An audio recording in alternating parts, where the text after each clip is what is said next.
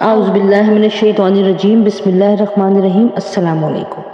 حضرت ابو ہریرہ رضی اللہ تعالیٰ عنہ بیان کرتے ہیں کہ رسول خدا نے فرمایا، مسلمان کا بھائی ہے، وہ نہ اس پہ ظلم کرتا ہے اور نہ اسے بے یار و مددگار چھوڑتا ہے اور نہ ہی اسے حقیر خیال کرتا ہے۔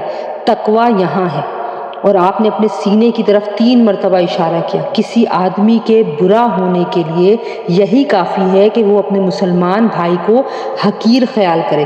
ہر مسلمان کا خون، اس کا مال اور اس کی عزت دوسرے مسلمان پر حرام ہے۔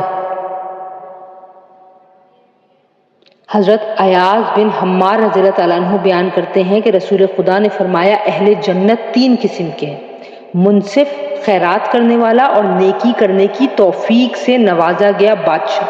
دوسرا، ہر رشتہ دار سے خصوصاً اور ہر مسلمان سے عموماً مہربانی اور نرم دلی کے جذبات رکھنے والا شخص۔ اور تیسرا، عیال دار جو کہ حرام چیزوں اور سوال کرنے سے اجتناب کرتا ہے۔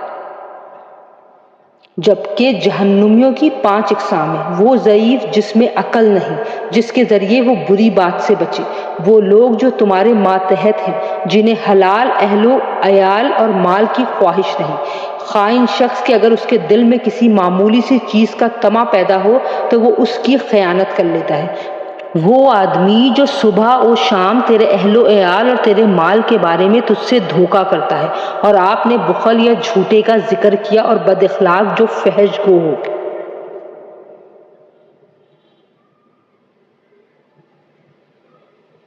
حضرت انس رضی اللہ تعالیٰ عنہ بیان کرتے ہیں کہ رسول خدا صلی اللہ علیہ وآلہ وسلم نے فرمایا، اس ذات کی قسم جس کے ہاتھ میں میری جان ہے، کوئی بندہ اس وقت تک مومن نہیں ہو سکتا جب تک وہ اپنے بھائی کے لیے وہی چیز پسند نہ کرے جو وہ اپنے لیے پسند کرتا ہے۔